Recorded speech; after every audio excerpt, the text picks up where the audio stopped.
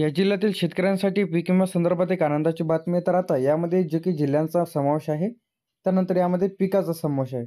तर त्यामध्ये भात आहे, ज्वारी, बाजरी, भुईमूग, सोयाबीन, मूग, उडीद, तूर, कापूस, मका, कांदा, तीळ, नाचणी, कराडे. तर इथं तुम्हाला जे काही पिकाचे नाव तुम्हाला इथं दाखवण्यात आलेले आहे.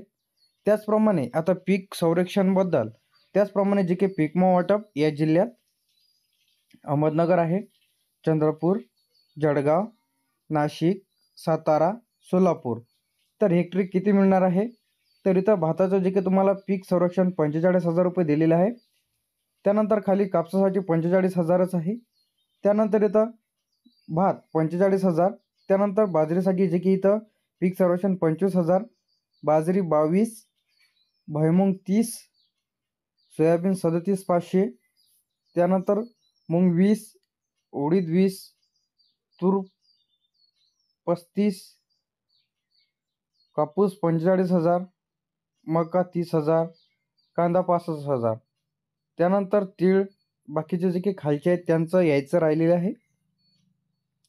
त्यानंतर तुम्ही जर अहमदनगर, चंद्रपूर, जळगाव, नाशिक, सातारा, सोलापूर या जिल्ह्यांमधून जर तुम्ही बिलॉंग करत असाल, तर तुम्हा सर्वांसाठी गुड न्यूज आहे. ज्या शेतकऱ्यांनी तक्रारी त्याचप्रमाणे या पिकांचा पीक विमा काढलेला आहे घरबसल्या, तुम्ही तुमचा जो काही पीक विम्याचा फॉर्म आहे ते सुद्धा अगदी घरबसल्या भरू शकता. त्यानंतर या पिकाचा जो काही समावेश आहे, ज्यांनी पीक विमा भरला होता व ज्यांनी तक्रारी केल्या होत्या, तर अशा सर्व शेतकरी बांधवांच्या बँक खात्यात याचे जे काही पैसे आहेत ते जमा होण्यास सुरुवात झालेली आहे.